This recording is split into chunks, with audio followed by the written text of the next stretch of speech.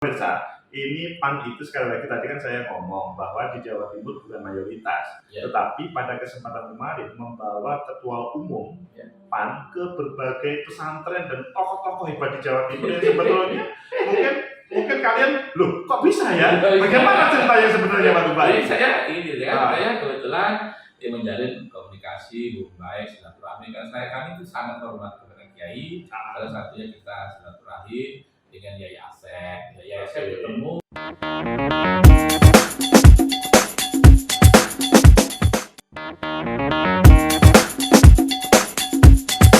Yai Asep ketemu sama-sama dulu mendukung Pak ya. Kemudian berlanjut pada akhirnya berikutnya ada pilkada ya. Kemudian saya mohon saya melamar supaya putra beliau maju ya dan kemudian melalui PAN ya. Yang di Mojokerto itu. Oke. Jadi wakil bupati. Terus kemudian kami berlanjut lagi yaitu adalah mohon kepada beliau supaya PAN itu diberi tausiah, diberi arahan, supaya juga misinya sesuai dengan misi ulama. Ya. Dan alhamdulillah mohon kemarin kita musrah. Musyawarah ranting ya. Musyawarah ranting di PAN itu atau di Pacet ya. Di Pacet. Saya mohon ditempatkan di rumah beliau. Di pondok beliau gitu. Di pesantren. Alhamdulillah beliau terbuka. Musyawarah ranting PAN ya. Di pesantren. Saya kira ini mungkin pertama kali ya. Gitu ya. Itu kan suatu kreasi politik ya. Kemudian tempatkan beliau bisa pondok beliau memberikan sambutan, memberikan tausiah. Ketua umum hadir. Jadi ketua umum itu ya, biasanya kan kalau muslim ini ranting bagi kami adalah orang terpenting di rangka menggerakkan mesin partai. Jadi di rumah di pesantren Yai Asep itulah di pesantren Amanatul Ummah Pacet ya. Jadi supaya PAN itu akrab dengan dunia pesantren dan yang kepada kita ini supaya memperjuangkan pesantren itu ya melalui lembaga baik itu melalui DPR provinsi maupun lebih-lebih DPR pusat. Alhamdulillah ketua komisi 8 itu sebuah komisi yang membidangi keagamaan termasuk di dalam pesantren itu dari PAN. Itu. Jadi kami mau memilih seperti itu gitu ya. Dengan kerjasama dengan kemenang kita ini. Kalau sudah begitu itu apa yang dibutuhkan? Jadi kami tidak hanya ke Yai Asep, alhamdulillah kami juga bersilaturahim kepada pimpinan wilayah Nahdlatul Ulama, PBNU ya. Mustafa kami bersama baik dengan Surya wilayah Yai Anwar Iskandar ya. Dan kami mendapatkan tausiah nasihat ya tentang pentingnya PAN menjaga dua hal, yaitu pertama negara kesatuan, Pancasila sebagai dasar, ayo kita jaga bersama-sama, dan itu sama spiritnya, sama semangatnya untuk bersama-sama karena ini warisannya. Itu dan kemudian menjaga agama Ahlus Sunnah wal Jamaah gitu ya. Ahlus Sunnah wal Jamaah itu saya kira menjadi kesepakatan kita untuk terus kita jaga, dan dengan Ahlus Sunnah wal Jamaah itu kita menjadi nyaman, menjadi enak, ya tidak menyalahkan sana, tidak menyalahkan sini, lebih mengutamakan bagaimana beramal soleh yang itu nasihat-nasihat yang kami terima dan sungguh senang karena memang itu pemahaman kita dan pengertian kita. Tidak hanya itu, kita juga tentu berkunjung ke PB Muhammadiyah. Tadi PBNU, ya, kemudian ke PB Muhammadiyah juga. Sekaligus mengundang beliau menyampaikan pidato baik dari NU dan kemudian dari Muhammadiyah di pelantikan dan rapat kerja bulan. Sampai pada pidato. Jadi ketua PBNU sama ketua PB Muhammadiyah hadir. Tidak hanya hadir, tapi kami memohonkan supaya tidak nasihat-nasihat beliau tidak hanya didengar oleh kami yang di wilayah yang tentu terbatas, tapi didengar langsung oleh seluruh peserta yang kira-kira kemarin itu hadir 500 orang peserta, sehingga mereka mendengar langsung, dan kemudian kami minta kepada DPD yang hadir untuk disebarkan kepada seluruh anggota, dan juga kemudian kami minta mereka untuk menjalin silaturahim dengan pimpinan ormas, teman-teman Nahdlatul Ulama, Suan dan kiai dalam rangka terus mendapatkan nasihat. Nah, kami juga kemarin alhamdulillah tidak hanya itu, kami Sabtu Rakerwil, hari Ahad masih ada waktu, kita bawa Pak Zul kita bawa ke Probolinggo. Probolinggo. Saya silaturahim, alhamdulillah berkenan diterima oleh Yai Abdul Hafid Abdul Hafid Aminuddin. Itu beliau pengasuh Pondok Syekh Abdul Qadir Al-Jilani Kabupaten. Dari ke sana, dia tentu menyampaikan informasi, pandangan-pandangan, mohon doa, mohon restu, mohon nasihat, dan kemudian minta PAN itu supaya DPR-nya diisi oleh kiai. Jadi supaya berkiprah langsung, Jadi kalau diserahkan kepada orang bisa saja tidak cocok, kami datang ke sana melamar, Kiai barangkali ada putra, ada santri dari santrinya Yai Hafid, yang kemudian punya bakat, punya ini, alhamdulillah disambut baik. Intinya kami ingin merekatkan itu, Kami banyak mendapatkan nasihat, kami banyak mendapatkan masukan, dan tentu itu sungguh sangat bernilai dan berharga dalam rangka merajut menjaga negara kesatuan Republik Indonesia yang kita cintai dengan falsafah Pancasila sebagai dasar.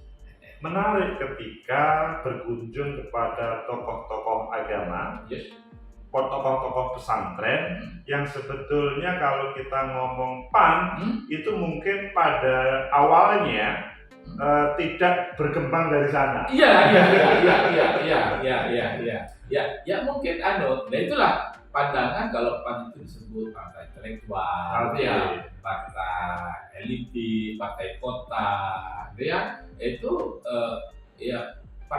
saya kira ini PAN ini partainya banyak orang, siapapun bisa, dan itu kita sudah buktikan dari beberapa kali pemilu, justru kader-kader Nahdien itu banyak di anggota DPR dari PAN, misalnya sahabat saya Mas Musawini itu di Sidoarjo Kabupaten itu ada juga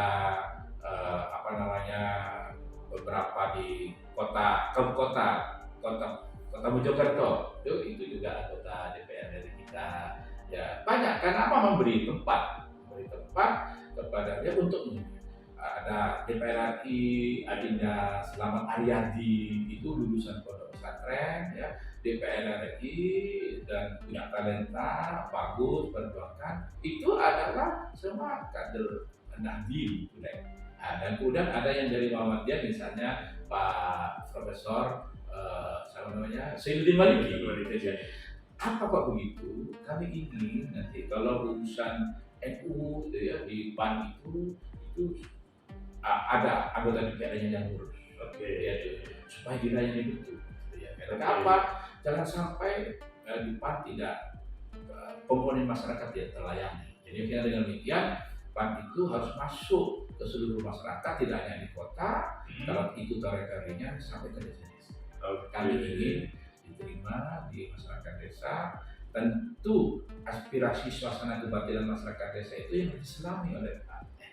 Itu terkait dengan Pak Rubai sebagai ketua harian PAN. Jadi untung PAN itu punya ketua harian yang seperti ini, energik begitu. Tapi gini Pak Rubai, apakah Pak Rubai tidak lupa terhadap perjuangan untuk dirinya, untuk bagaimana sekali lagi pada kemarin memang tidak terpilih, tapi yang kita acungi jempol adalah beliau tetap berkhidmat kepada partai politik, maksudnya tetap bersedia menjadi ketua harian.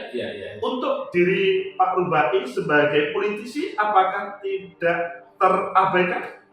Ini makanya tadi kenapa saya ini kan usia 63 tahun sudah terlewati maksudnya. Ini kan bonus. Saya supaya hidup ini berarti, supaya hidup berarti. Kemudian saya punya partai, ya kita maksimalkan betul dalam rangka totalitas. Jadi terus bagaimana kepada diri, juga saya punya kegiatan, saya punya kantor hukum.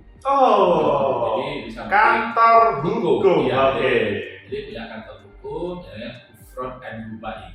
Jalan Lanjut Jaya Tarang 17 itu. Di samping saya aktif di partai, dia punya kantor hukum. Yang untuk kantor hukum itu, firma hukum itu tentu banyak mengurusi masalah-masalah yang berkaitan hukum. Dan ini juga masih saya mengajar di sebuah kampus, tidak perlu kita sebutkan kampusnya. Sebagai seorang doktor di bidang hukum, tentu ada fakultas dari sebuah universitas yang memanfaatkan keilmuan saya, dan tentu dengan senang hati saya sebarkan sehingga kegiatan-kegiatan yang nuansa ekonomi misalnya itu sudah selesai sesungguhnya. Sudah selesai ya. Sekarang bagaimana mengabdi kepada bangsa, kepada negara, kepada NKRI melalui saya memilih melalui partai tersebut. Intinya masalah kepulan dapur sudah selesai. Tergantung sekarang bagaimana pengabdiannya, begitu Pak Bupati. Begitu. Kita supaya hidup memberi makna. Karena usia 64 tahun jalan itu tentu pikirannya adalah lebih dekat kapan itu kita harus menghadap kepada Allah SWT, dan kemudian kita harus bercita-cita juga bagaimana dipanggil itu seperti yang disitir dalam sebuah ayat, masuk dalam kategori ya ayyatuhan nafsul mutmainnah irji'i ila rabbiki radiyatan mardiyah fadkhuli fi ibadi. Jadi itu sebuah cita-cita. Jadi bagaimana itu aktivitas saya itu kita mengarah kepada dipanggil dalam kondisi yang tenang gitu. Kita sekalipun aktivitasnya politik aktivitas politik itu kan biasanya kalau tidak pakai nilai-nilai agama kan konsepnya cuma gesek kemudian gosok yang ketiga gasah. Itu rumus politik itu bahaya. Jangan sampai kita ada nilai-nilai religius yang kemudian menjadi elemen penting di dalam. Dan kalau nilai-nilai religius itu disebarkan dalam konteks berbangsa bernegara, saya yakin bangsa negara ini menjadi sebuah bangsa yang harmoni, sebuah bangsa yang stabil, dan kemudian tentu sekalipun mungkin materinya tidak berlebih, tetapi akan menjadi sebuah negara yang bahagia sejahtera. Bahasa ekonominya kalau tingkat Gini rasionya tidak jomplang. Itu bahasa ekonominya, bahasa politiknya tidak jomplang. Saya kira ada rasa kesejahteraan. Ini yang kemudian menurut saya harus didesain bagaimana negara mengatur warga negaranya sehingga tidak terjadi kesenjangan yang luar biasa, sehingga kemuduran bisa kita kendalikan, dan di Indonesia menjadi sebuah tempat, menjadi sebuah negara barangkali disebut dalam bahasa kita itu baldatun thayyibah. Ini tentu kita perjuangan bersama. Pak Bupati, dari sekian perjalanan berpolitik, apakah ada hal yang belum tercapai dan sekarang bersemangat untuk diraihnya dengan semangat 45 itu Pak Bupati? Jadi kalau memang tercapai ada saja, karena memang di politik itu kan yang penting dulu gagasannya, kemudian gagasannya bagaimana ditawarkan dan biasanya gagasan itu kalau bagus tidak melihat dari partai apapun setuju. Jadi sebenarnya itu soal seni saja. Jadi soal seni mengajak orang lain. Jadi kok rasanya saya selama menjadi politisi itu karena saya suka untuk berdiskusi dan itu hampir gagasan-gagasan dari saya itu tidak pernah mendapat hambatan. Kecuali yang mendapat hambatan ketika berkompetisi sedemikian keras di dalam pileg, itu lain itu itu sudah beda. Tapi kalau didikan gagasan batasan itu rata-rata itu tidak ada hambatan untuk mewujudkannya. Saya di DPR itu pernah di Komisi 3. Oh, Komisi 3. Pernah juga di Balik.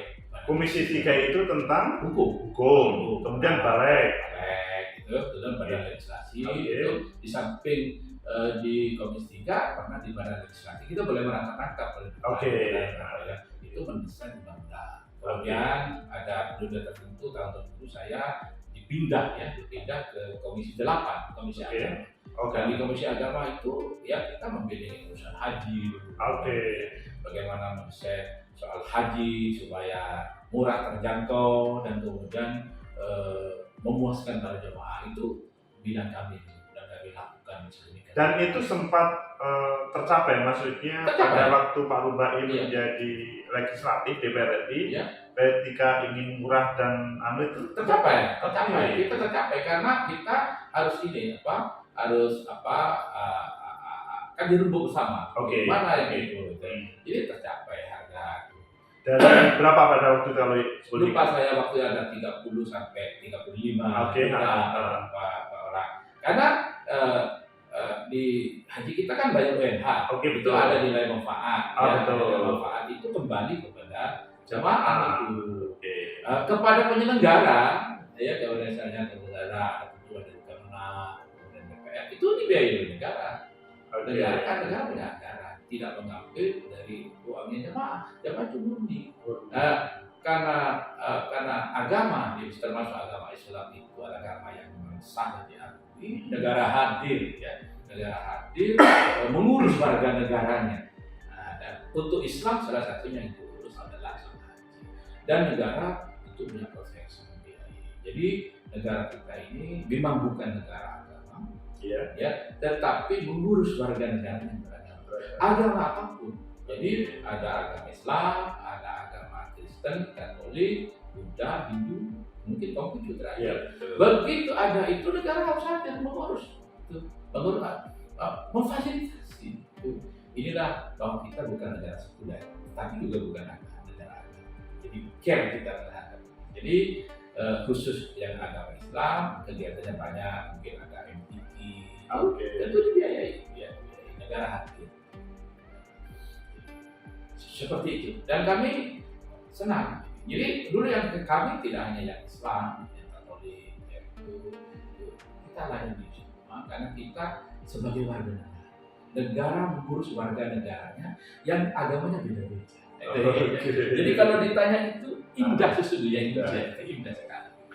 Jadi menjadi politisi, apalagi menjadi wakil rakyat, sungguh indah kalau kita memanfaatkan dulu karena peluang itu tidak semua orang dapat itu. Jadi kesempatan untuk melayani, berkhidmat menjadi pelayan rakyat itu dan tentu punya dampak setelah tidak ada. Masih gitu lah. Jadi sekali lagi sangat menyenangkan, karena dengan menjadi politisi bisa membantu banyak orang. Jadi maka niat itu sesungguhnya, itu banyak memberi manfaat kepada orang lain dengan kebijakan juga. Pada dulu, saya bertekad setelah masuk itu soal nasib guru harus di. Alhamdulillah sekarang sudah. Pak Rubai, itu kan saya melihatnya banyak orang yang tertolong, baik secara personal ataupun lembaga keberadaan Pak Rubai di politik, ataupun di sebagai wakil rakyat. Sekarang adalah apakah keluarga, istri, anak itu selanjutnya protes kepada Pak Rubai, ini kok selalu memperjuangkan rakyat? Saya sebagai istri, saya sebagai anak. Nah, apakah ada protes-protes itu dalam dunia kehidupan politik Pak Rubai? Alhamdulillah saya mendapatkan seorang istri yang kemudian solehah menurut saya. Alhamdulillah. Solehah. Tapi bukan solehah namanya loh ya. Solehah itu semua kegiatan saya itu disupport penuh, didukung penuh, dan yang paling penting lagi apabila ada yang tidak beres dia ingatkan, dengan keras. Jadi boleh sepanjang niatnya adalah untuk kemanusiaan, boleh aktif di politik itu sepanjang niatnya itu adalah untuk berkhidmat, ya mengabdi pada masyarakat. Oke. Dalam kata-kata boleh ya kalau ibadah karena itu sambungnya ayat ke akhirat. Oke. Jadi begitu dari istri saya itu. Anak alhamdulillah cuma satu. Oke. Ya pendidikannya alhamdulillah bagus. Sudah ini sekarang sudah bekerja. Alhamdulillah bahagia karena saya juga dikurniai 2 cucu yang Alhamdulillah. sehingga kalau di segi keluarga hampir tidak ada yang protes itu. Jadi senang. Malah saya mensupport dan support tidak hanya sebagai dukungan, tetapi juga support dalam bentuk warning tertentu. Oke. Jadi nasihat-nasihat tertentu. Dan saya juga biasa mendengarkan nasihat orang lain. Misalnya, kalau istri memberi nasihat, saya simak dengan baik. Sehingga mereka itu istri maupun anak menjadi spirit saya. Untuk bisa digunakan di masyarakat. Itulah kita berbicara dengan Pak Rubai, tetapi kita perlu closing statement. Ini minta tolong Pak Rubai diberi closing statement terhadap para pemirsa ini. Bagaimana bisa stamina berpolitik itu tetap berjalan baik, kehidupan berkeluarga juga baik, kehidupan dengan semua masyarakat tetap baik, karena sebagian dari pemirsa ini melihat politik itu menjadikan pintu bentrok dengan orang lain. Tapi kok Pak Rubai selalu baik, bahkan konsisten dalam dunia politik gitu Pak Rubai. Silakan Pak. Kalau pemirsa ini pakar misalnya pakar ekonomi. Kalau pemirsa itu adalah pakar hukum, ahli tata negara. Kalau pemirsa itu adalah ilmuwan, atau orang-orang hebat, orang-orang baik, menurut saya harus masuk. Supaya lembaga-lembaga politik itu diisi oleh orang-orang baik. Karena kalau itu tidak diisi oleh orang-orang baik dan kemudian memegang wewenang, maka tentu berbahaya. Maka saya sampaikan, kalau boleh saya himbau, sebaiknya orang-orang yang berpengetahuan, orang-orang berilmu, orang-orang beriman, itu harus masuk ke dalam lembaga politik karena tidak akan terwujud tidak bisa dipraktekkan sila keempat kerakyatan yang dipimpin oleh hikmat kebijaksanaan dalam permusyawaratan. Jadi itu bukan dipimpin orang di sila keempat itu kerakyatan yang dipimpin oleh 2 hikmat dan kebijaksanaan. Pertanyaannya, siapa sih orang yang kemudian punya jiwa hikmat itu? Dan siapa yang punya kebijaksanaan? Ya orang-orang berilmu pengetahuan. Sepanjang keilmuannya itu tidak diracunkan. Ya gitu. Dalam ekonomi itu dia. Maka saya punya keyakinan NKRI itu akan selamat apabila lembaga-lembaga politik itu adalah diisi oleh orang-orang yang kemudian selamat.